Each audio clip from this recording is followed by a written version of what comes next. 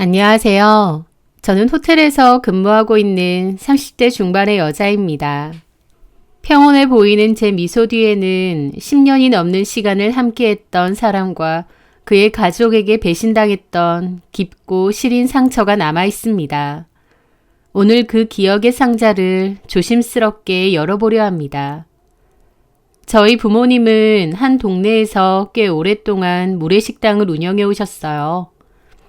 제가 고등학생일 때 학교를 마치고 여느 때처럼 부모님 가게에 들르게 되었습니다. 야자 수업까지 마치고 늦은 시간에 들르게 되었고 부모님과 같이 집에 들어가기 위해서였죠. 마감 시간이 다 되어갈 무렵이었는데 식당 안으로 들어가 보니 부모님이 앉아 계시고 그 앞에는 낯선 아주머니 한 분이 앉아서 대화를 하고 계셨습니다. 제가 들어가자 그분은 저를 쳐다봤고 저는 속으로 누구시지 생각하며 인사를 드렸죠. 안녕하세요. 그러자 그분은 희미한 미소와 함께 선혜구나. 아유, 다 컸다. 아가씨가 다 됐네. 너 초등학교 때 마지막으로 봤는데 아줌마 기억 안 나지? 저는 좀 어리둥절했는데 저희 엄마가 친구분이라고 하시면서 영옥 아줌마라고 얘기해 주셨어요. 성함을 들으니까 알겠더라고요. 엄마가 한 번씩 영옥 아줌마라고 고향 친구 있는데 다른 지역으로 이사가서 통 못 본다고 하셨던 기억이 있거든요. 그분이구나 싶었죠. 저는 다시 한번 인사를 드렸고 심각한 대화 중이신 것 같아서 그냥 구석 테이블에 잠깐 앉아 있었습니다. 엄마랑 그 아줌마도 대화가 다 끝난 것 같았고 그 아줌마는 다음 주 월요일부터 나오겠다고 고맙다고 하셨어요. 그러면서 저보고도 종종 보자고 하시면서 나가셨습니다. 그런데 저도 인사드리며 보니까 아줌마 눈에 눈물 자국 같은 게 좀 보이더라고요.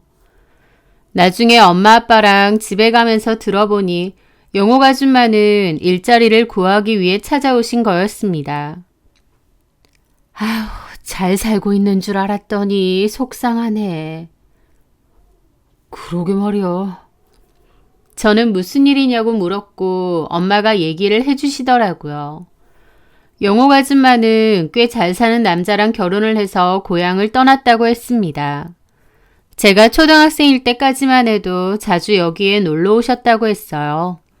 그런데 어느 순간 연락이 끊겼다고 했습니다.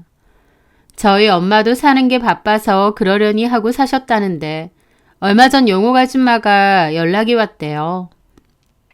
이혼을 하고 고향으로 돌아왔는데 일자리도 없고 막막하다고 그러시면서요. 그러면서 너네 횟집에서 좀 일을 하면 안 되겠느냐 하신 거였죠. 영옥 아줌마의 남편은 원래는 잘 나가는 사업가였는데 도박에 빠져서 사업이 망했답니다. 빚쟁이들한테 시달리다가 이혼했고 결국 도망치듯 아들 데리고 고향으로 내려오신 거라고 했죠. 재산 다 날리고 빚만 남아서 분할할 재산도 없고 위자료도 없고 그냥 맨몸으로 나오셨다고 했습니다. 영옥 아줌마에게는 저랑 동갑인 아들이 있다고 하더라고요. 당장 기댈 곳 하나 없던 아줌마는 엄마에게 사정했고 저희 엄마는 오랜 친구의 딱한 처지를 외면하지 못하고 영옥 아줌마를 고용하신 거죠. 사실 딱히 직원은 필요 없는데도요. 그렇게 아줌마는 저희 부모님이 하시는 식당에서 일하시게 되었습니다. 저는 학교가 끝나면 종종 가게로 들렀기 때문에 아줌마를 자주 보게 되었어요. 그러면서 자연스럽게 아줌마의 아들인 용준이도 알게 되었죠. 저랑 동갑이었던 용준이는 얼굴에는 늘 그림자가 드리워진 아이였습니다. 키는 컸지만 항상 구부정한 어깨, 누구와도 눈을 맞추지 못하고 푹 숙인 고개. 동갑이라 친구가 될 수도 있었겠지만 너무 어두워 보이고 낯도 많이 가리는 통에 인사 정도만 하고 얘기도 몇 마디 못 나눠본 것 같아요. 그렇게 아주머니는 1년 정도 일을 하셨는데 갑자기 재혼을 하게 되셨다고 했어요. 그러면서 가게를 떠나게 되셨죠. 그렇게 아주머니와 용준이는 제 기억 속에서 희미하게 지나갔습니다. 그렇게 각자의 시간 속에서 몇 년이 흘렀어요. 고등학교를 졸업하고 대학에 진학한 저는 호텔리어의 꿈을 키우기 위해 호텔 경영학을 전공하게 되었습니다. 그렇게 평범하게 살아가고 있던 도중 전혀 예상치 못했던 곳에서 최용준을 만나게 되었습니다. 학교 도서관 근처에서 누군가 저에게 아는 체를 했고 고개를 돌려 확인해 보니 용준이더라고요. 하지만 제가 알던 그 아이가 아니었습니다. 움츠러들었던 어깨는 활짝 펴져 있었고 그늘졌던 얼굴에는 환한 미소가 걸려 있었거든요. 먼저 다가와 제 이름을 부르며 인사를 건네는데 외모는 그때와 비슷했지만 성격은 꽤 많이 달라져 보였습니다. 용준이와 저는 우연하게도 같은 대학교에 다니고 있었던 겁니다. 선혜야, 진짜 오랜만이다. 나 기억하지? 그럼 기억하지. 오랜만이다. 그렇게 갑자기 만난 저희는 마침 공강 시간이 비어서 벤치에 앉아 대화를 나누게 되었습니다. 그동안 어떻게 지냈는지, 대학 생활은 어떤지도요. 그리고 제가 아줌마의 안부를 묻자 용준이는 잠시 머뭇거리다 멋쩍은 미소를 지으며 말했습니다. 재혼했던 아저씨와도 결국 잘 되지 않아 다시 이혼했고 지금은 엄마와 자기가 단둘이 작은 방에서 살고 있다고 했습니다. 용준이는 비싼 대학 등록금과 생활비를 벌기 위해 아르바이트를 여러 개씩 하고 있다는 이야기도 담담하게 털어놓았죠. 엄마 생각하면 안쓰러우면서도 가끔은 답답하기도 하고 그래. 그의 씁쓸한 미소 뒤에 숨겨진 고단한 삶의 무게가 제 마음을 무겁게 눌렀습니다. 그날의 재회 이후 저희는 마치 오래된 친구처럼 아니 그 이상으로 빠르게 가까워졌습니다. 저는 어려운 환경 속에서도 밝은 모습과 꿋꿋하게 살아가는 그의 모습에 연민과 함께 알 수 없는 끌림을 느꼈습니다. 그의 성실함, 때묻지 않은 순수함, 그리고 문득문득 비치는 외로움이 제 마음을 두드렸다고나 할까요? 그렇게 서로 가까워졌고 저희는 아주 가까운 친구 사이가 되었습니다. 그러면서 자연스럽게 아줌마도 다시 뵙고 인사를 드리게 되었습니다. 아줌마도 저를 몹시 반가워하시더라고요. 그때 재혼하면서 저희 엄마랑도 연락을 끊으신 듯 했는데 이렇게 다시 만나니 반가웠습니다. 그러면서 하신다는 말이 용준이가 고등학교 때부터 저를 좋아했었대요. 저는 전혀 몰랐습니다. 인사 정도만 어색하게 주고받고 몇 마디 대화도 안 나눠봤는데 저를 꽤나 좋아했었다는 거예요.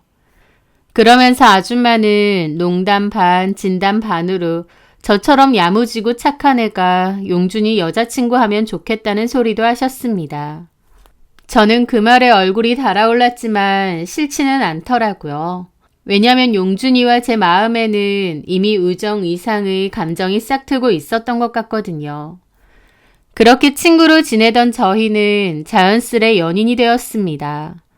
그의 가난한 형편 따위는 아무런 문제가 되지 않았고 저는 열심히 사는 용준이의 모습이 안쓰러우면서도 마음이 더 갔죠. 시간은 또다시 흘러 저는 대학 졸업 후 전공을 살려 번듯한 호텔에 취업했습니다. 어엿한 사회인이 되었죠. 졸업 후 용준이는 안정적인 삶을 꿈꾸며 공무원 시험에 도전했습니다. 먼저 취업을 해서 경제적으로 여유가 생긴 저는 데이트 비용도 제가 내고 용준이에게 선물도 많이 사줬습니다. 값비싼 영양제, 필요하다는 문제집과 책들도 제가 많이 도와주었어요. 용준이는 그때마다 자기가 얼른 합격해서 이 은혜를 평생 갚겠다고 그랬습니다. 그리고 어머님 역시 저를 볼 때마다 고맙다고 네 덕분에 용준이가 저렇게 힘내서 공부를 할 수 있다면서 용준이가 합격만 하면 둘이 결혼해서 행복하게 잘 살라고 그거면 바랄 게 없다고 그러셨어요. 저는 용준이를 사랑하는 마음이 컸기에 힘들거나 아깝다는 생각조차 하지 못했습니다. 하지만 1년, 2년, 그리고 3년, 용준이는 연이어 합격을 하지 못했고 나이는 어느새 30이 다가오더라고요. 정말 많이 힘들어했고 술도 많이 마시고 고민하다가 결국 그는 공무원의 꿈을 완전히 접었습니다. 공무원은 그만두고 취업을 하겠다고 했죠. 하지만 취업도 쉽지 않았습니다. 나이는 들었는데 경력은 없었으니까요. 그는 점점 하위 지원을 하게 되었습니다. 그러다가 직원 30명 남짓한 작은 중소기업에 겨우 취업을 하게 되었죠. 용준이가 합격 및 출근 전화를 받았던 날 기쁨보다 허탈함이 더 큰 듯한 표정으로 제게 그러더군요. 잘 됐네. 나한테는 여기가 딱 맞는 것 같아. 근데 겨우 이런 데 들어오려고 그렇게 오랫동안 헤맸나 싶기도 하네. 저는 어두운 표정의 용준이를 위로했습니다. 괜찮아, 용준아. 시작이 중요한 거지. 여기서부터 차근차근 해 나가면 돼. 내가 옆에서 도울게. 그렇게 용준이는 그 회사를 열심히 다녔고 1년 뒤 제게 청혼했습니다. 어머님은 마치 기다렸다는 듯 저희의 결혼을 서두르셨어요. 용준이도 취업했고 서로 나이도 찼으니 미룰 게 없다고 하시면서요. 반면 저희 부모님과 저희 주변 지인들은 저를 좀 말렸습니다. 오래 만난 건 알지만 남자 쪽 조건이 너무 별로인데 그런 결혼을 해도 괜찮겠느냐는 거였죠. 홀어머니의 좋지 않은 형편, 월급도 작고 비전도 크게 보이지 않는 회사를 다니는 남편감까지. 저희 부모님도 그런 결혼을 하면 제가 고생할 거란 걸 아셨기에 저를 만류하셨습니다. 하지만 고집이라고 해야 할지 모르겠는데 저는 그냥 제 마음의 소리를 따랐어요. 10년이 넘는 시간 동안 희노애락을 함께하며 단단해진 우리의 사랑을 믿었습니다. 조건이나 배경이 아닌 사람 최용준을 그리고 그와 함께한 시간을 믿었고요. 결국 저희는 결혼하기로 했고 양가 부모님의 빠듯한 도움과 저희가 모은 약간의 돈을 합쳐 시댁 근처에 낡고 작은 빌라에 신혼집을 마련했습니다. 시작은 초라했지만 서로를 아끼고 사랑하며 열심히 살면 언젠가는 우리에게도 따뜻한 봄날이 올 거라고 굳게 믿었습니다. 그러나 용준이와 저의 사이는 제가 상상했던 것만큼 견고하지도 따뜻하지도 않았던 것 같아요. 결혼 초반의 남편은 회사가 주먹 구구식이고 체계가 없다며 회사 욕을 잘했는데 특히 팀장 욕을 많이 했어요. 팀장은 여자인데 일도 잘 못하고 일에 대해서도 잘 모르는 것 같다고. 그러면서도 아랫사람들 부려먹고 쥐어짜낸다고요. 저는 그런 사람이 어떻게 팀장 자리에 앉느냐. 팀장도 연차가 차고 웬만큼 일을 잘해야 그 자리에 앉을 수 있는 거 아니냐고 했더니 남편이 이런 코딱지만한 회사에 그런 게 어딨어. 사장 친족하래. 팀장이? 그래서 그냥 앉힌 거래. 일 진짜 못하고 회사에 뭐하러 나오는지 몰라. 그러면서 직원들은 엄청 잡아대. 저는 남편의 얘기를 들으면서 뭐 그런 사람이 다 있나 싶더라고요. 개인적인 능력은 거의 없는데 가족 덕분에 그 자리에 앉아 있는 거였죠. 남편은 그 팀장 욕을 특히 많이 하면서 이 회사 때려치고 빨리 이직을 하고 싶다고 했습니다. 그런데 어느 순간부터는 더 이상 팀장 욕도 하지 않더라고요. 제가 요새는 그 팀장 괜찮느냐 하면 뭐 그냥저냥 다닐만 하다라고 하고 말고요. 그래서 좀 익숙해지고 괜찮았나 보다 생각했습니다. 그 후로는 각자의 일로 바빴는데 어느 순간부터 남편의 생활이 눈에 띄게 달라졌습니다. 회사 일과 팀 회식이라는 핑계는 점점 더 잦아졌고 귀가 시간은 점점 늦어졌으며 술에 취해 들어오는 날이 허다했거든요. 게다가 가끔은 외박을 하기도 했습니다. 게다가 남편의 옷에서는 제가 쓰지 않는 낯선 향수 냄새가 희미하게 풍기는 거예요. 불안함이 분명히 있었음에도 그런 것들을 애써 외면했던 것 같습니다. 남편이 제가 아는 최용준이 저를 배신할 거라는 생각은 전혀 없었거든요. 어떻게 보면 저도 너무 맹목적이고 한심한 믿음을 가졌던 거죠. 10년 넘게 쌓아온 남편과 저의 믿음은 저를 눈뜬 장님으로 만들고 있었습니다. 그러던 어느 날 밤 제 어리석은 믿음이 산산조각나는 사건이 터지고 말았습니다. 저는 회식을 갔다가 남편이 돌아오지 않아 창문을 열고 밖을 보고 있었어요. 그런데 저 멀리서 차가 한 대 들어왔습니다. 저희 남편은 그때까지 차가 없었기에 별 생각 없이 무심코 보고 있었습니다. 그런데 그 차가 저희 빌라 앞에 서더라고요. 그러더니 문이 열리고 제 남편이 내렸습니다. 남편은 술에 상당히 취했는지 비틀거렸고 저는 그 모습에 황급히 내려갔어요. 저 사람이 몸도 못 가눌 정도로 술을 저렇게 마셨구나 하면서요. 그렇게 1층으로 도착하고 저는 멈칫했습니다. 1층 공동 현관문이 유리문인데 그 앞에서 가만히 있었죠. 어떤 여자가 따라 내려서 남편에게 뭐라고 얘기를 했고 남편은 고개를 끄덕이더라고요. 남편은 술에 취했는지 그 여자를 안으려고 했고 그 여자는 짜증스러운 표정으로 뭐라고 하더니 차에 올라타고 출발했습니다.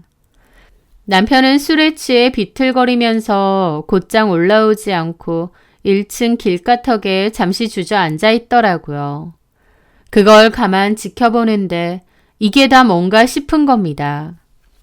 잠깐의 시간이었지만 남편과 그 여자는 일반적인 회사 동료 사이 같지가 않았습니다. 그런 직감이 딱 오더라고요. 저는 나가지도 올라가지도 못한 채 지켜보고 있다가 일단 나갔습니다. 남편은 거기서 꾸벅꾸벅 거리고 있더라고요. 저는 일단 남편을 부축해서 같이 올라왔습니다. 그리고 골아떨어진 남편을 보며 폰을 꺼내서 확인해 봤는데요. 아까 그 여자가 바로 김 팀장이더라고요.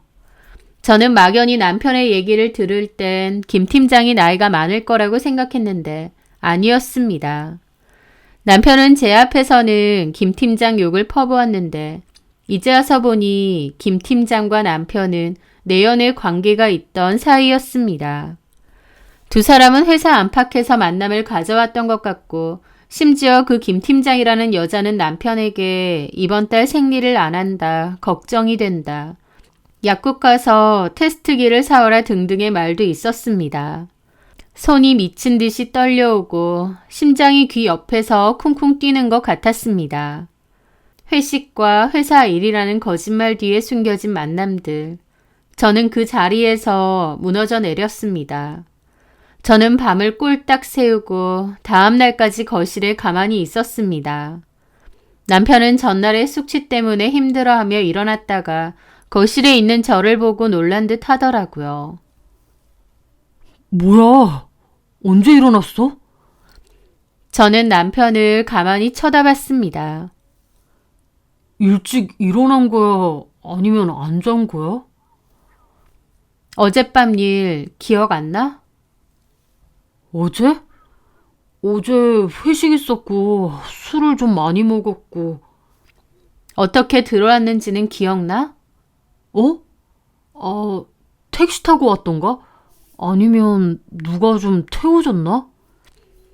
그 김 팀장이라는 사람이 데려다 줬어. 남편의 얼굴에 당혹감이 스쳤지만 이내 태연하게 잡아떼더라고요. 아, 그래? 혹시 인사했어? 아니, 팀장님이 태워다 주셨구나. 하면서 제 눈을 피하더니 물을 마시더라고요. 너 김 팀장하고 자는 사이지? 제 말에 남편은 마시던 물을 뿜을 뻔했습니다. 나 다 알아. 김 팀장하고 그렇고 그런 사이지. 어떻게 나한테 이럴 수가 있니? 남편은 제 말에 엄청 당황한 듯 했습니다. 저는 남편이 일어나면 울고불고 남편을 때리고 욕하고 따지고 그럴 줄 알았는데 오히려 제 심정은 차분하고도 참담해졌습니다.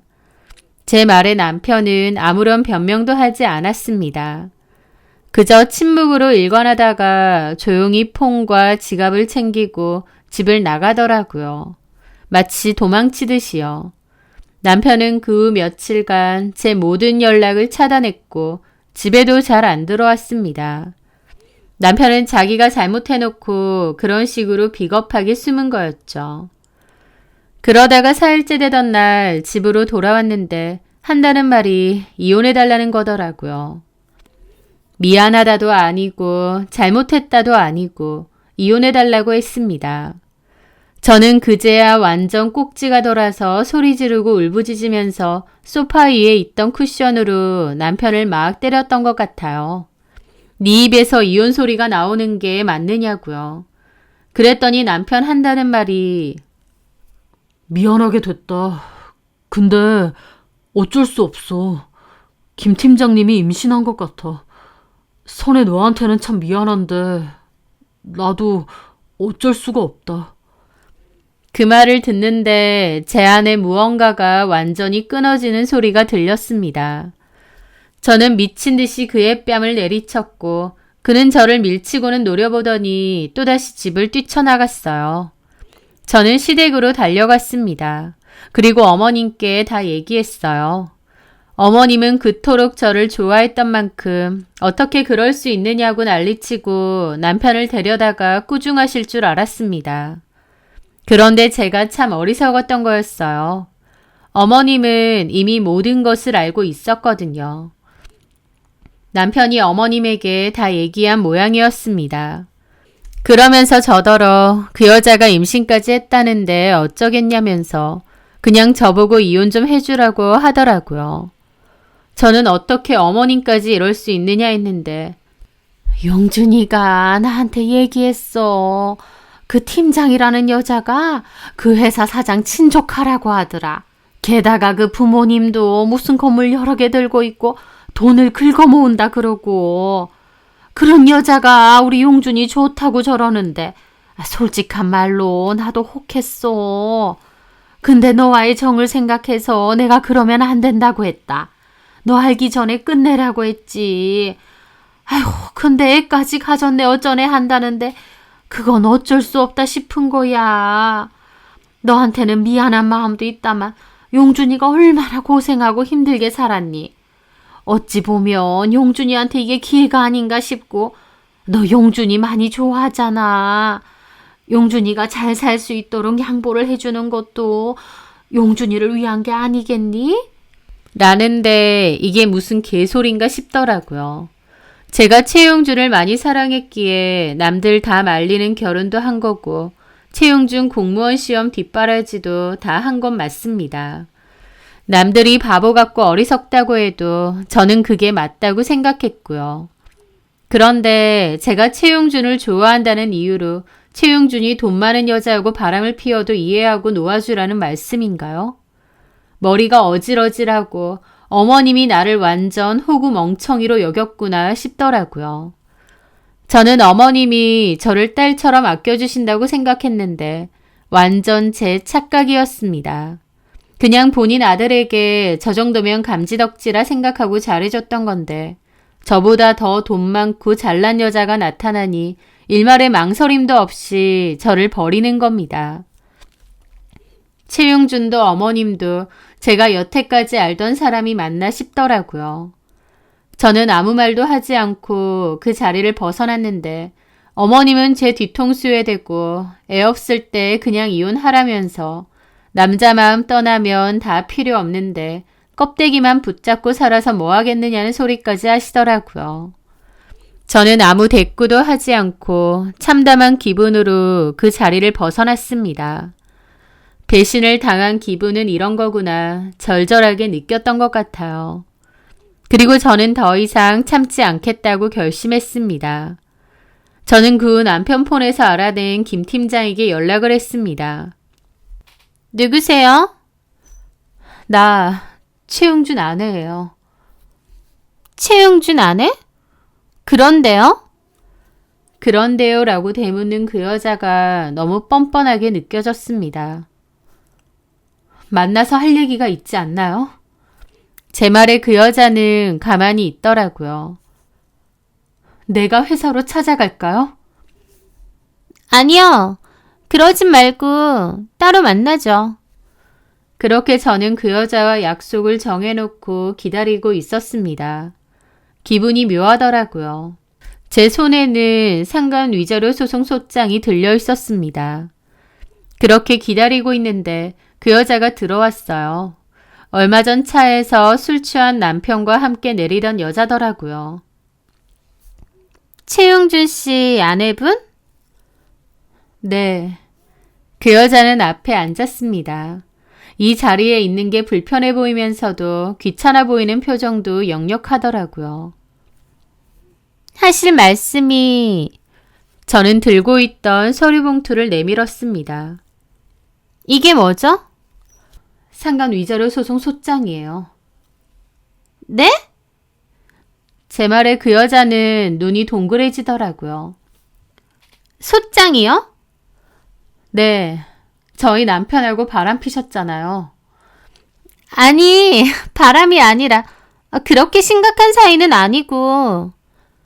하면서 꽤나 당황하더라고요. 임신까지 했다면서 무슨 심각한 사이가 아닌가요? 최용준 유부남인 거 알았으면서 외도 저지르고 아이까지 가진 거 아닌가요? 저는 생각보다 차분하게 말이 나오더라고요. 오히려 그 여자는 처음에 당당하게 들어왔을 때와 달리 허둥지둥거리고요. 그러면서 한다는 말이 저기 미안해요. 최용준 씨랑은 실수였어요. 다신 안 만날 거고. 이미 늦었어요. 저 최용준이랑 이혼할 거예요.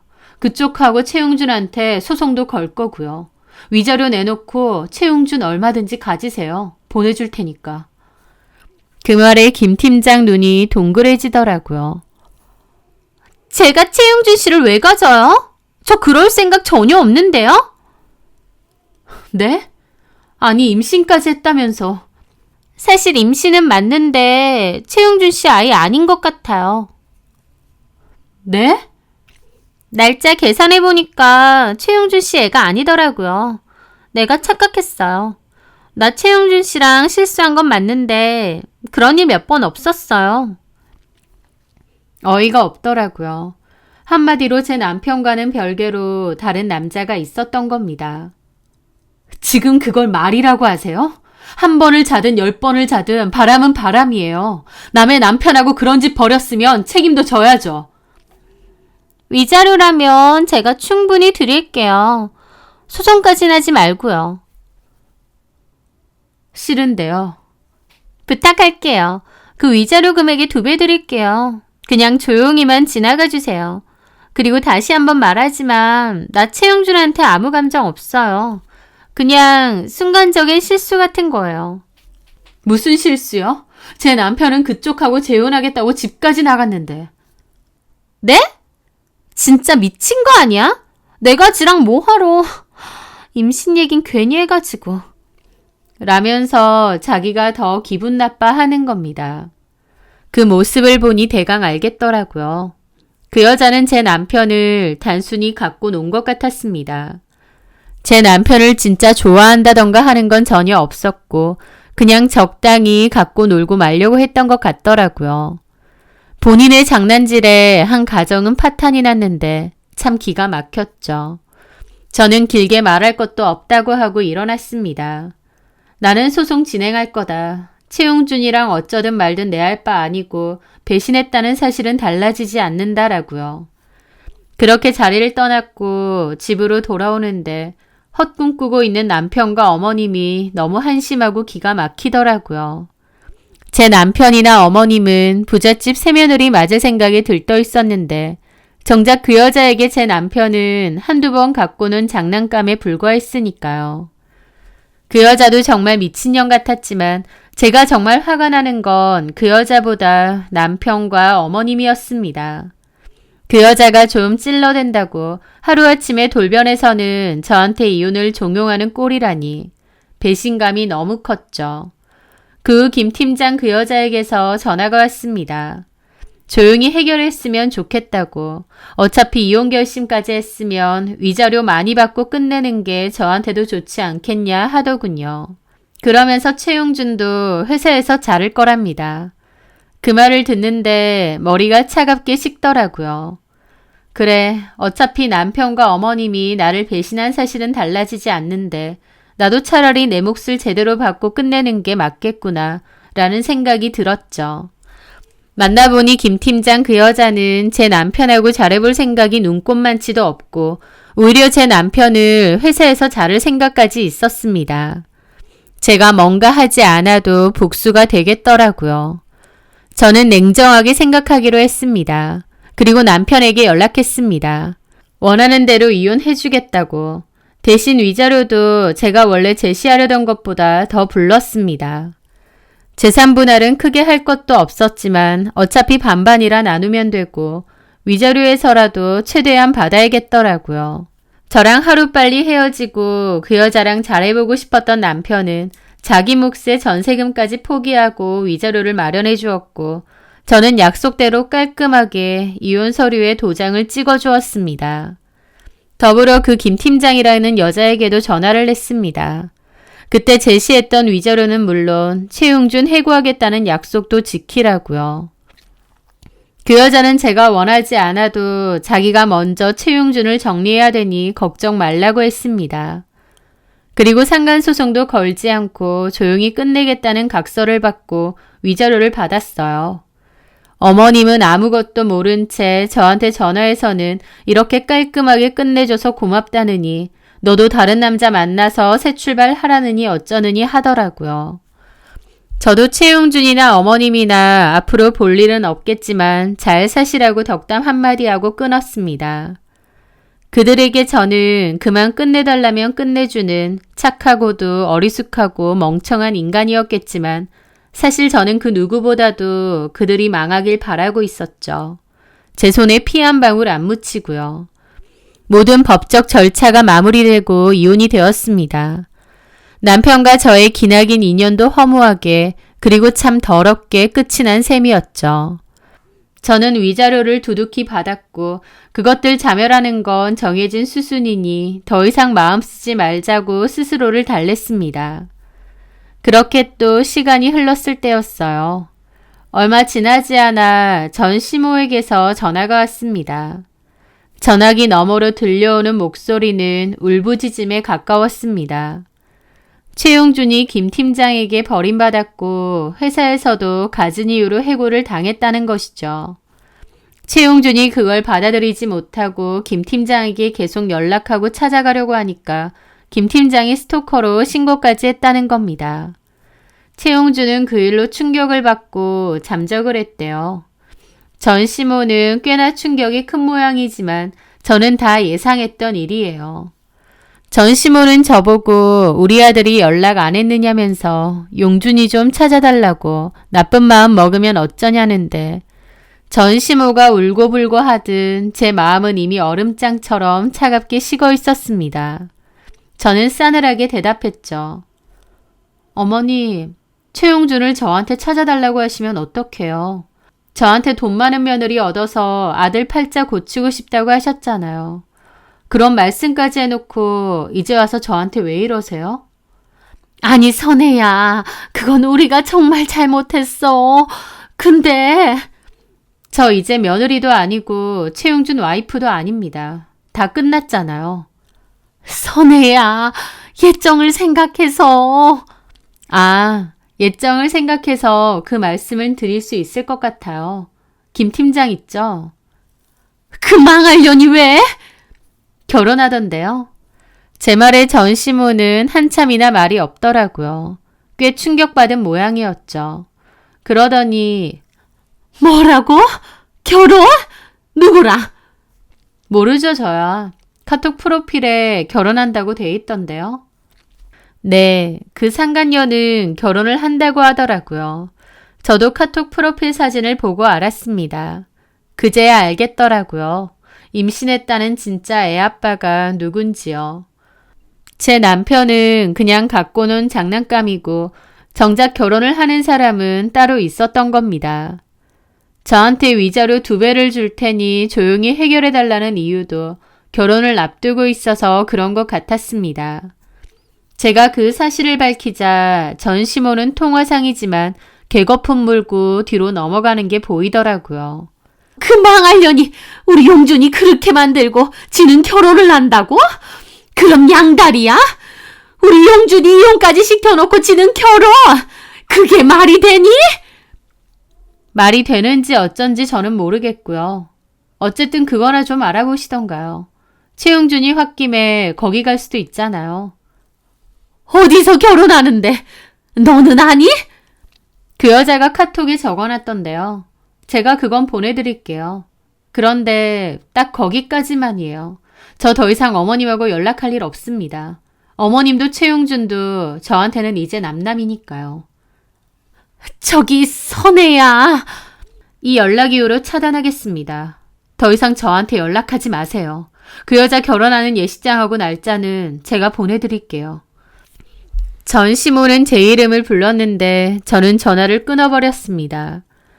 제가 남편이 바람난 것 같다고 어머님 찾아갔을 때 용준이를 위해서 이혼해달라고 할 땐 언제고 이제 와서 저를 애타게 찾나요? 참 어이가 없더라고요. 어쨌든 저는 그 상간녀 결혼식장과 날짜도 보내주었습니다.